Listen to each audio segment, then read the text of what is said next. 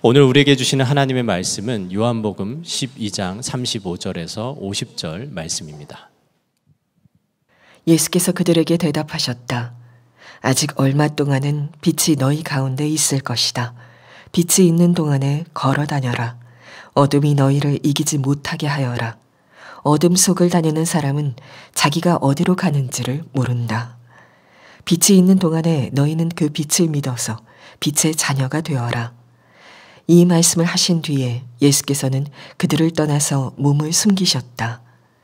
예수께서 그렇게 많은 표징을 그들 앞에 행하셨으나 그들은 예수를 믿지 아니하였다. 그리하여 예언자 이사야가 한 말이 이루어졌다. 주님, 우리가 전한 것을 누가 믿었으며 주님의 팔이 누구에게 나타났습니까? 그들이 믿을 수 없었던 까닭을 이사야가 또 이렇게 말하였다.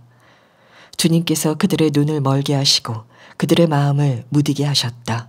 그것은 그들이 눈이 있어도 보지 못하게 하고 마음으로 깨달아서 돌아서지 못하게 하여 나에게 고침을 받지 못하게 하려는 것이다. 이사야가 이렇게 말하는 것은 그가 예수의 영광을 보았기 때문이다. 이 말은 그가 예수를 가리켜서 한 것이다. 지도자 가운데서도 예수를 믿는 사람이 많이 생겼으나 그들은 바리새파 사람들 때문에 믿는다는 사실을 드러내지는 못하였다.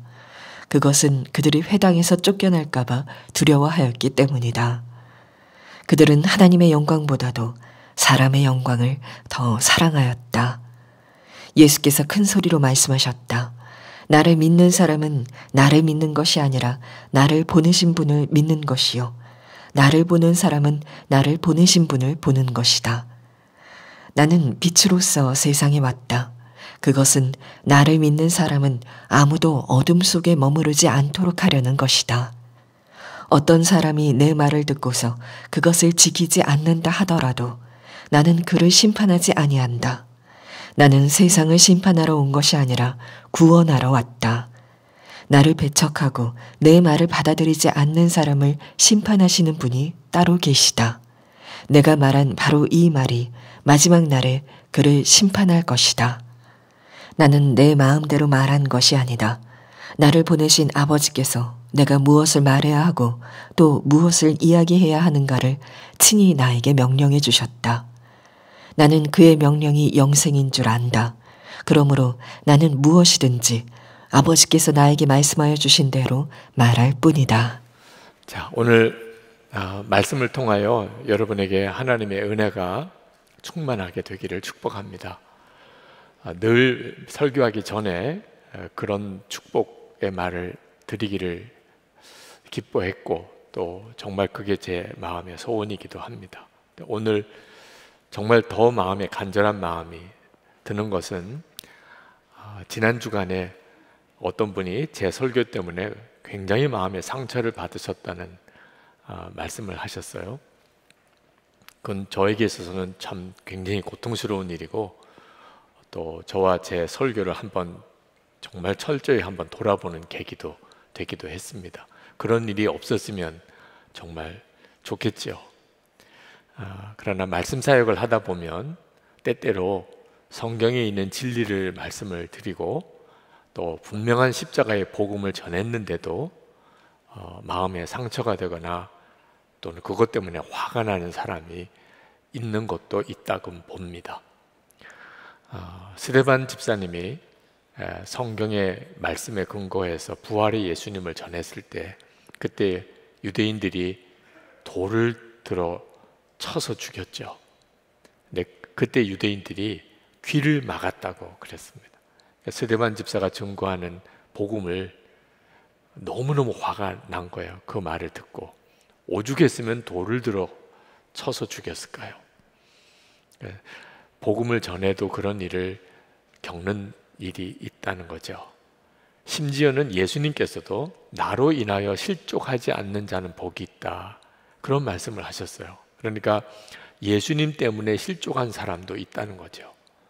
바리새인들도 그랬고 예수님의 고향 사람도 그랬고 심지어 예수님의 어머니와 동생들, 예수님의 제자들도, 심지어 세례 요한도 한때는 예수님으로 인하여 실족하는 마음이 생겼던 적이 있었습니다. 유대인들이 예수님을 직접 보았고 예수님의 말씀도 들었고 예수님의 행하시는 많은 기적을 보았는데도 예수님을 죽이려고 했어요. 이유는 하나입니다. 그들이 눈이 열리지 않았기 때문이다. 영적인 눈이 뜨이지 않았기 때문이라고 성경은 말합니다. 예수님을 예수님 그리스도로 보지 못한 거죠. 이사야 선지자는 이렇게 예언했습니다. 40절에 보면 주님께서 그들의 눈을 멀게 하시고 그들의 마음을 무디게 하셨다. 그것은 그들이 눈이 있어도 보지 못하게 하고 마음으로 깨달아서 돌아서지 못하게 하여 나에게 고침을 받지 못하게 하려는 것이다. 영적인 눈이 뜨이고 안 뜨이고는 굉장한 영향이 있습니다. 예수님을 보아도 영적인 눈이 뜨이지 않은 사람의 눈에는 죽여야 될 사람으로 보이게 된다는 거죠. 42절에 보면 지도자 가운데서도 예수를 믿는 사람이 많이 생겼으나 그렇게 말씀합니다. 여기 말하는 지도자는 유대 사회의 최고의 입법기관이고 사법기관이었던 사내들인 공의회 의원을 말합니다. 당시 유대 사회의 최고의 지도자들이에요. 이 사람들 중에서도 예수님을 믿는 사람이 많았다는 거예요. 마음으로는. 근데 문제는 드러내고 믿지는 못했다는 겁니다. 나 예수님을 믿어. 저분이 그리스도 같아. 이런 말을 못했다는 거예요. 이유는 그로 인해서 회당에서 쫓겨날까 봐 두려워하였기 때문이라. 회당에서 쫓겨나게 되는 일, 그 정도를 감수하고 싶지는 않다는 거예요. 그러니까 예수님을 그리스도라고 믿는다고 말을 하면 그때 당시의 분위기는 심지어 예수님을 죽이려고 하고 있는데 어떻게 공회원으로 자격을, 지위를 계속 유지할 수 있겠어요? 자, 이 일에 대하여 성경은 말하기를 하나님의 영광보다 사람의 영광을 더 사랑했다고, 그렇게 성경은 말합니다. 여러분, 하나님의 영광과 사람의 영광이 있는데 어떤 게 더 크겠습니까? 말할 것도 없이 하나님의 영광이 크죠. 그런데 어떻게 하나님의 영광보다 사람의 영광을 더 사랑하죠? 눈이 안 뜨이니까 그런 거예요. 하나님의 영광을 보는 눈이 안 뜨이니까 그래서 사람의 영광 밖에는 보이는 게 없는 거죠. 그러니까 예수님을 믿되 손해보기는 싫은 거예요. 예수님을 믿지만 조용히 믿고 싶은 거예요. 누가 뭐라고 하는 말 듣는 것은 싫은 거예요. 그렇다고 또 안 믿는 거는 또 아니다 하고 스스로 위안하는 거예요. 아마 이 자리에 계신 여러분들 중에도 그런 심정이신 분이 많으실 겁니다. 이 사내들인 공의의 의원처럼 예수님을 믿지만 드러내고 믿고 싶은 마음은 없는 분. 왜냐하면 그것 때문에 당하게 될 손해가 너무 크니까 그런 생각이 드시는 분이 지금 이 자리에도 굉장히 많으실 거예요. 예수님께서 이런 말씀하셨습니다. 마태복음 7장 13절에서 14절에 좁은 문으로 들어가라. 멸망으로 인도하는 문은 크고 그 길이 넓어 그리로 들어가는 자가 많고 생명으로 인도하는 문은 좁고 길이 협착하여 찾는 이가 적음이라. 넓은 길이 있고 좁은 길이 있는데 누구나 다 넓은 길로 가고 싶죠. 근데 그 길은 멸망으로 가는 길. 근데 좁은 길은 영생으로 가는 길이에요. 여러분 중에 넓은 길과 좁은 길이 있는데 이제 마음이 딱 분명하게 정해져서 어떤 고난을 겪든 어떤 손해를 당하든 나는 영생으로 가는 길을 가야지, 이렇게 마음이 안정해지신 분들이 이 자리에도 꽤 있으실 거예요. 세상 사람들이 좋아하는 길, 다 부러워하는 길, 여전히 나도 좋고, 영생을 얻는 길, 하나님이 기뻐하는 길인 것은 알겠는데 너무 손해도 많고 고난도 많고 그것 때문에 겪을 사람들로 주목받는 것도 싫고 그런 분들이 많으실 거예요. 그러므로 오늘 이 본문의 말씀은 결국 우리들의 이야기가 되는 겁니다. 자, 여러분 중에 하나님의 영광이 있는지는 잘 모르겠다. 사람의 영광은 내 눈에 보인다. 세상에서 성공하고 출세하고 유명해지고 돈 많이 벌고 편안하게 잘 살고, 그건 내 눈에도 환히 보여요. 부럽기도 하고. 하나님의 영광은 잘 모르겠다. 이러신 분들은 여러분의 마음 상태가 어떤지를 정확히 알아야 합니다. 충격적이에요. 성경이 증언하고 있습니다. 고린도후서 4장 4절입니다. 그 중에 이 세상의 신이 믿지 아니하는 자들의 마음을 혼미하게 하여 그리스도의 영광의 복음의 광채가 비추지 못하게 함이니 그리스도는 하나님의 형상이니라. 여러분 안에 예수 그리스도가 와 계세요. 그분은 만왕의 왕이십니다. 하나님이세요. 그런데 실제로 하나님이 내 안에 와 계시다고 전혀 느껴지지도 않고 보이지도 않아요. 예수님이 내 안에 계시다, 그건 들어서 알아요. 선한목자교회에 어지간히 나오셨으면 이제 귀에 못이 박도록 들으셨을 거예요. 그래, 예수님은 내 안에 계신가 봐. 그러니까 오늘 내가 교회도 나왔지. 그 정도의 믿음은 있어요. 그런데 그리스도의 영광의 광채라는 것은 모르겠어요. 도대체 내 안에 계신 예수님이 세상의 어떤 빛보다도 더 찬란한 그 영광의 그분이시다, 그건 전혀 느껴지지 않아요. 혹시 그러신 분 계시면 그건 어떤 상태죠? 마귀가, 이 세상의 신이 그 마음을 혼미하게 하여, 다시 말하면 눈에 안대를 씌웠다는, 그러니까 환한 빛이 조명이 있어도 눈에 안대를 하면 깜깜하죠. 아무것도 안 보이죠. 영적으로는 그런 상태라는 거예요. 만약에 누가 여러분 뒤에 와서 여러분의 눈을 이렇게 딱 가리면 여러분 어떠시겠어요? 아마 놀라기도 하고 불쾌하고, 그리고 너무 싫고, 그렇죠? 그래서 막 뿌리쳐서 여러분의 눈을 가린 것을 어떻든지 제거하려고 다 그렇게 하시지 않겠어요? 그런데 여러분의 마음은 그렇게 가리워져 있는데도 전혀 무감각합니다.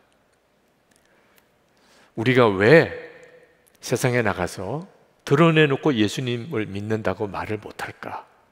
왜 나는 그 길이 좁은 길인 줄 알지만 그게 영생의 길이니까 왜 나는 담대하게 그 길을 가지 못하는 걸까? 이유는 하나예요. 더 좋은 것이 안 보이니까. 세상보다도 더 좋은 게 안 보이니까, 솔직히. 그러니까 고난의 길을 무슨 힘으로 가요? 그보다 더 좋은 길이 보이면 비록 지금 고난의 길이라도 가지요.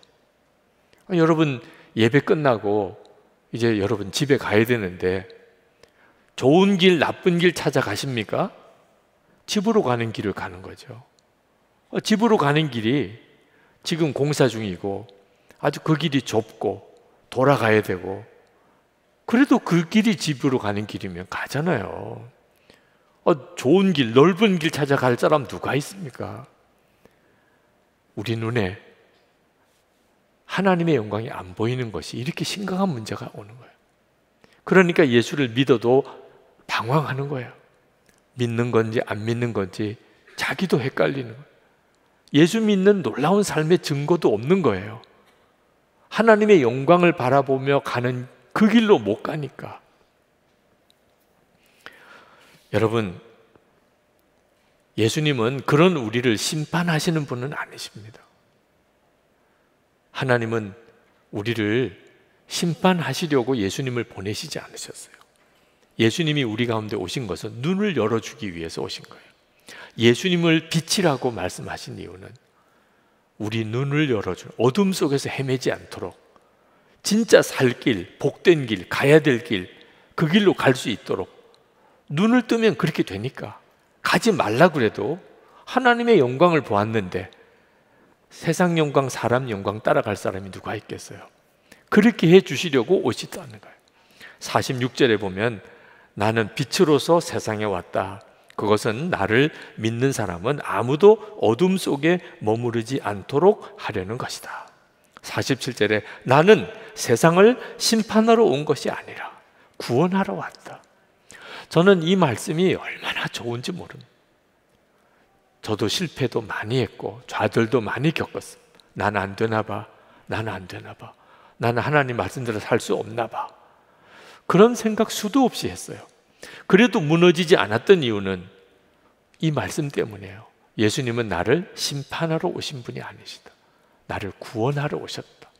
그러니까 말할 수 없이 비참한 느낌이 들 때도 주님은 저를 심판하러 오신 분이 아니시고 나를 구원하러 오셨으니 눈을 열어주세요. 제가 진짜 주님을 바라보는 눈이 뜨이지 않으면 이 육신에 끌려 사는 이 정말 처절하고 너무 부끄럽고 너무 고통스러운 이런 삶을 평생 살아야 합니다. 목사가 되어서 사람들 앞에 나서서 말씀은 전하지만 실제로 제 마음속에는 세상이 더 좋으면 목사는 진짜 비참한 존재죠. 근데 참 놀랍게도 주님은 그 말씀, 그 기도를 들어주셨어요. 나는 죽고 예수로 사는 십자가 복음을 명확하게 알게 하시고 제 안에 주님이 와 계신 것도 눈뜨게 하시고 주님과 동행하는 길을 인도해 주셨어요. 제가 정말 주님은 심판하시는 분이 아니고 구원하시는 분이라고 믿었으니까 수도 없이 넘어지고 실패해도 그 말씀 붙잡고 주님께 담대히 나아가니까 결국은 주님이 눈이 뜨이고 뜨이게 해주셨어요.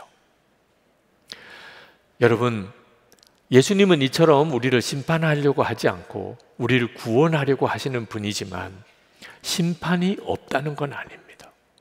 심판이 있습니다. 그러나 예수님이 그를 심판하시는 게 아니라고 그러셨어요. 48절에 보면 나를 배척하고 내 말을 받아들이지 않는 사람을 심판하시는 분이 따로 계시다. 내가 말한 바로 이 말이 마지막 날에 그를 심판할 것이다. 예수님은 어느 누구도 심판하지 않으시는데 예수를 믿지 않으면 심판을 받는다는 건 무슨 뜻인가? 우리는 본래 심판의 길을 가는 사람이에요. 멸망의 길을 가는 사람이에요. 본래 그런 사람이에요. 에베소서 2장 3절에 본질상 진노의 자녀이었더니 우리 자신이 그런 존재예요. 예수님은 그런 우리를 건져주시려고 눈을 열어서 이제는 그 길로 가지 않게 하시려고 오셨는데 예수님을 거부했어요. 받아들이지 않았어요. 그러니까 자기가 멸망의 길을 가는 그 길로 그냥 간 거예요. 예수님이 그 사람을 심판하고 지옥에 보낸 게 아니라는 거예요. 여러분, 어떤 사람이 강물에 빠져서 급류에 휩쓸려 가고 있습니다. 사람들이 그를 구원해 주려고 구명정을 던졌어요. 자, 이 사람이 죽으려면 어떻게 해야 돼요? 질문이 좀 이상한가요? 죽으려면 어떻게 해야 돼요? 가만히 있으면 돼요. 가만히 있으면 그냥 죽어요. 그죠? 살려면요, 꼭 구명용 붙잡으면서 하는 거죠. 전도 집회할 때마다 가장 가슴 졸이는 시간이 한 30분 복음의 말씀을 전하고 구원 초청하는 시간입니다. 여러분 중에 오늘 말씀을 듣고 정말 예수님을 믿기 원하시는 분, 여러분 하나님을 더 알고 싶어 하시는 분, 자리에서 일어나세요. 이렇게 말합니다. 여러분, 앉아있던 사람이 일어났다고 그게 구원을 받는 건가? 이렇게 생각할 만큼 정말 어처구니 없을 정도로 단순한 일입니다. 자리에 앉아있던 사람에게 여러분이 정말 예수님을 믿기 원하시면 일어나세요. 그 자리에 앉았다가 일어나는 그것이 그 사람에게 영원한 멸망에서 영원한 구원으로 옮겨가는 바로 그 순간이 되는 거예요. 안타깝게도 그 마지막 순간에 그냥 앉아 계시는 분들이 있으십니다. 그분이 한 일은 안 일어난 거예요. 그냥 계속 앉아 있었던 거예요. 그게 그분이 한 것의 전부예요. 그래서 그에게는 더 이상 구원의 은혜가 임하지 못하게 된 거죠. 영적인 눈이 뜨이지 않으면 한 사람이 구원받고 멸망하는 일이 이렇게 어처구니 없이 일어나는 거예요. 예수를 믿고도 풍성한 은혜의 삶을 살지 못하는 것, 영적인 눈이 뜨인 사람과 아닌 사람의 차이입니다. 저는 새벽 기도하는 일이 참 힘들다는 생각을 했던 적이 있었어요. 새벽에 일찍 일어나서 새벽 기도하고, 그리고 거의 하루 종일 사역하고, 나중에는 이게 몸이 못 견디겠던 거예요. 그래서 새벽 기도하는 일이 엄청 고통스럽게 느껴졌어요. 그것 때문에 너무 힘들다 그런 생각을 하고 있을 때 참 우연처럼 오스왈드 챔버스 목사님의 책을 읽는데 한 구절이 딱 눈에 들어오는 거예요. 기도 때문에 치러야 할 불편을 불편이라 생각하지 마라. 하나님은 당신을 기도하게 하기 위하여 모든 것을 희생하셨다. 하나님이 우리에게 아버지라고 이렇게 부를 수 있게 해주려고 당신의 독생자를 십자가에 못 박으시고, 그러니까 기도가 힘들다, 새벽 기도가 어렵다, 그건 정말 말이 안 되는 일인 거죠. 눈이 안 뜨이니까, 눈이 뜨이지 않았으니까 기도가 힘들다, 어렵다, 못하겠다 이런 말이 나오는 거지, 사실은 예수님 십자가에 못 박혀 죽으심으로 우리에게 열어주신 것이 하나님께 담대히 나가서 하나님, 제가 아들입니다, 제가 딸입니다, 아버지, 이렇게 기도할 수 있는 문을 열어주신 것. 그 구절을 읽고 마치 하나님이 저에게 직접 말씀하신 것 같아요. 다시는 기도가 힘들다는 말 생각에서 없어졌어요. 기도는 복이죠, 은혜지요, 말할 수 없는 하나님의 은혜죠. 영적인 눈이 뜨이고 안 뜨이고는 엄청난 차이가 있습니다. 성령께서 눈을 뜨게 해주시면 우리는 살인자보다 더 큰 죄인이라는 사실이 깨달아져요. 그래서 모든 인간관계가 달라집니다. 내가 어떤 죄인인가를 알게 되면 다른 사람을 보는 눈이 달라져요. 살인자보다도 더 큰 죄인일 수 있을까? 여러분도 그런 생각하는 분이 있으실 거예요. 내가 살인자보다 더 큰 죄인이라고. 여러분, 살인자는요, 적어도 자기가 살인했다는 건 알아요. 내가 사람 죽였어. 살인자는 당연히 그건 알지요. 그런데 우리는요, 사람을 죽이고도 죽인 줄 몰라요. 그러니까 더 나쁘죠. 어떤 여학생이 자살을 했는데 누가 그 아이에게 이렇게 이야기했어요. 너 제발 좀 돌아다니지 마. 그거 민폐야. 그런 얼굴로 돌아다니는 건 민폐야. 농담으로, 장난으로 한 말이에요. 근데 이 아이는 그걸 장난으로, 농담으로 못 받아들이는 아이였어요. 내가 그런 얼굴인가? 그 다음부터 학교도 교회에 나가도 고개를 못 들어요. 사람들 앞에 내 얼굴 보여주는 거는 그 사람한테 민폐니까. 그거 어떻게 견뎌요? 결국 스스로 목숨을 끊었는데 알고 보니까 그랬다는 거예요. 누가 그런 말을 했는지 본인은 알지나 모르겠어요. 우리는 사랑하는 사람, 가까운 사람에게 진짜 수도 없이 말로 사람을 죽이는 일을 해요. 그런데 본인이 몰라요. 그게 얼마나 무서워요. 살인한 사람은 적어도 자기가 알기는 해요. 사람을 죽이고도 죽인 줄도 모르는. 영의 눈이 뜨이고 나면 내가 그런 죄인인데 그러면 내가 누구를 정죄해요? 사람이, 인간관계가 완전히 달라진다. 여러분, 우리가 주님과 동행하자고 그렇게 권하잖아요.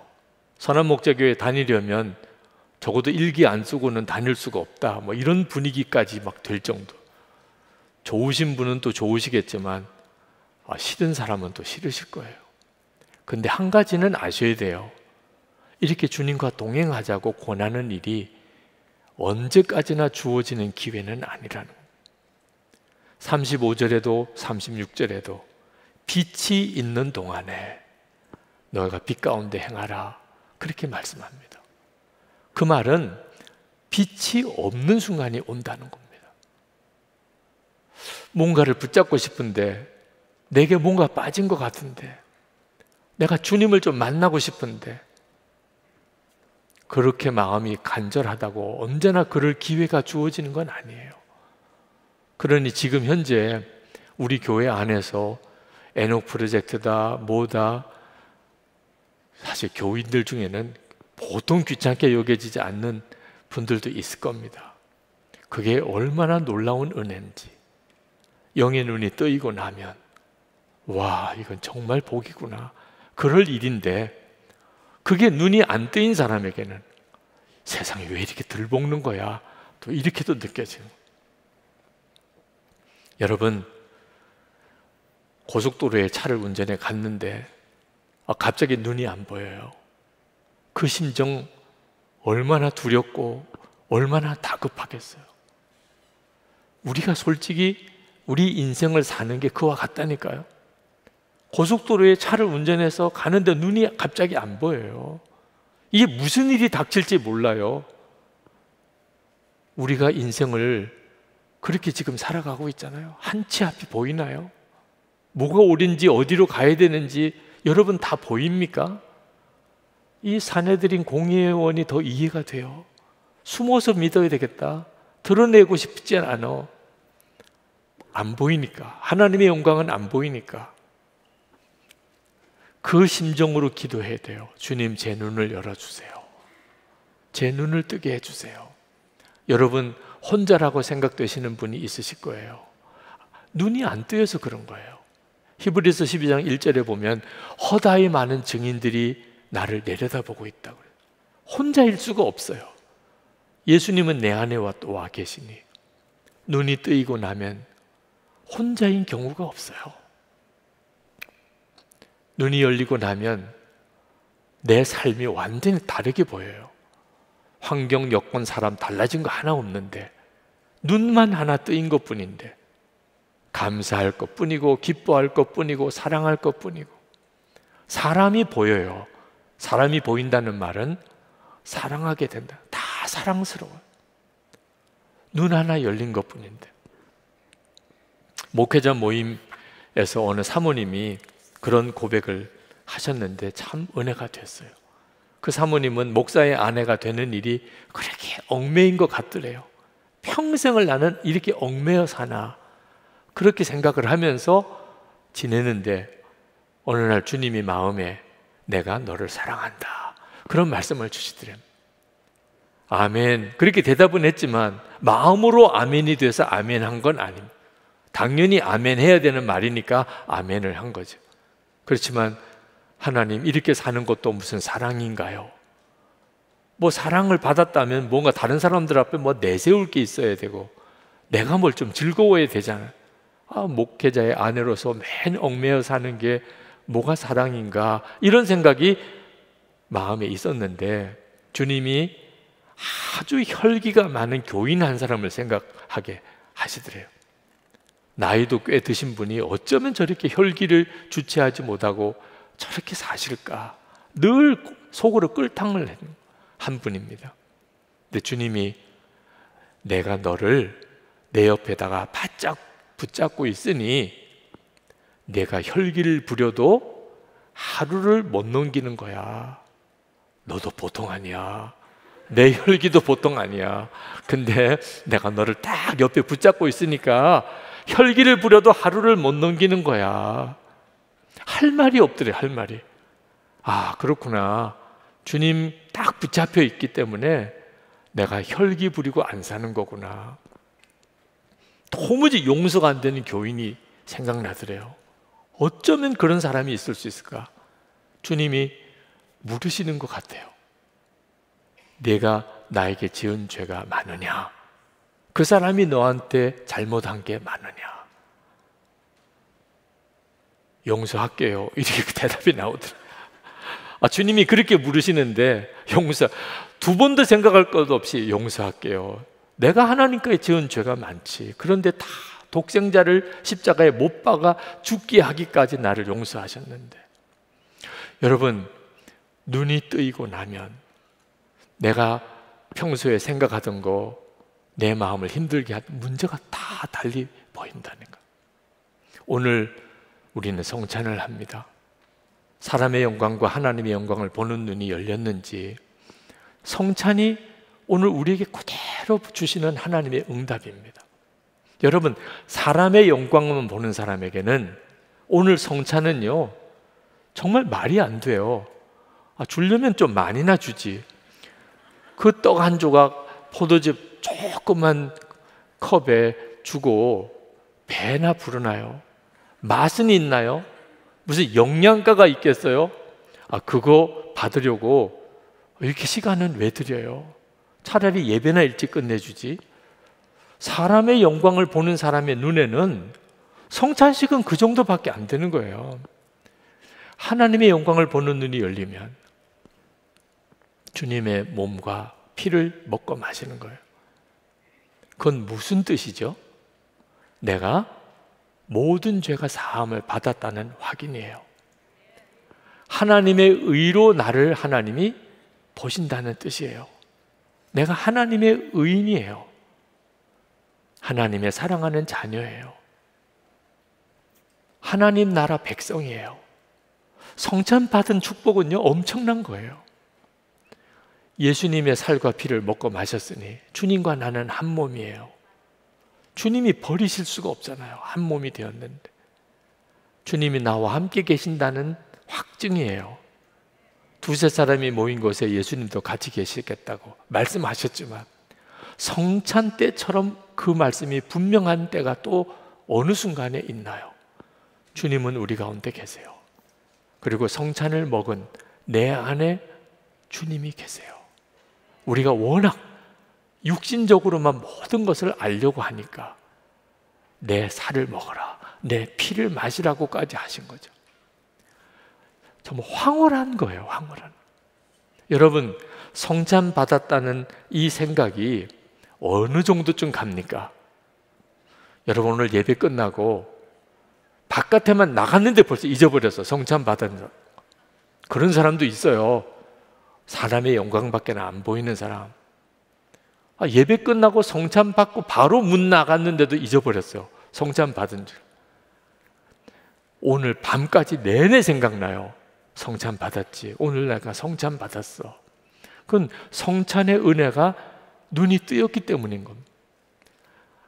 오늘 밤이 아니고 한 주간 내내 그 생각이 든 거예요. 이번 주일에 성찬 받았어. 나 성찬 받은 사람이야. 주님과 내가 한 몸이 됐다고. 내 안에 주님이 계시다고. 9월 성찬 받을 9월 첫 주까지 한 달 내내 생각나요. 주님 나와 하나 되셨어. 나 성찬 받은 사람이야. 하나님의 영광이 보이는 데만큼입니다. 하나님의 영광이 보이는. 여러분은 어느 정도쯤 눈이 뜨인 것 같아요? 성찬 받은 은혜가 얼마나 놀라운 은혜인지. 돈 버는 것과 비교하겠어요? 몸이 고침을 받은 것과 비교하겠어요? 주님의 살과 피를 먹고 마셨어요. 세상 성공한 것과 비교가 되겠어요? 세상 영광만 보는 사람에게는 성찬은 진짜 아무것도 아니지만 하나님의 영광이 보인 사람에게는 이건 엄청난 거라니까. 여러분, 성찬을 받다가 눈이 뜨이는 사람도 있어요. 엠마오로 가는 두 제자가 예수님과 함께 그렇게 오랜 시간을 걸어 이야기를 나누면서도 몰랐어요. 예수님을. 마음에는 슬픔과 두려움이 가득했어요. 대부분의 성도들이 그런 상태에 있어요. 그런데 떡을 떼는 순간에 눈이 뜨여서 예수님을 보게 됐다고 그랬어요. 오늘 성찬 때 그 은혜가 있기를 원하는 거예요. 성찬을 받는데 주님이 나와 같이 계시구나. 내 안에 계시구나. 그 눈이 열리는 역사가 있기를 바라는 겁니다. 성찬에서만 영의 눈이 뜨이는 건 아니에요. 여러분이 성경을 읽고 묵상할 때 여러분의 영안이 열려요. 여러분 기도의 시간을 가지고 주님 앞에 무릎 꿇고 주님께 여러분의 마음을 쏟아 놓을 때 영안이 열려요. 생각과 보는 게 달라져요. 하루를 지나고 오늘 하루를 주님의 눈으로 일기를 이렇게 쭉 써볼 때, 그 동행 일기를 쓸 때 여러분의 영안이 열려요. 이 일은 우리에게 너무너무 중요해요. 영적인 눈이 뜨이면 사람이 달라져요. 인생도 달라져요. 그래서 주님이 오셨다고 한 거예요. 이제 성찬을 받겠습니다. 여러분, 기도합시다. 내 눈을 열어주세요. 엠마오로 가는 두 제자처럼 내 마음에 슬픔과 두려움이 가득한데 주님 보지 못하는 답답함이 있습니다. 오늘 성찬을 통하여 나를 사랑하시고 나를 아시고 나와 함께 계시고 내 생명이 되신 주님이심을 바라보는 눈을 열어주세요. 주님이 얼마나 놀라우신 분인지, 얼마나 사랑이 많으신지를 보는 눈을 뜨게 해주세요. 우리 다 같이 통성으로 기도하고 성찬을 받겠습니다.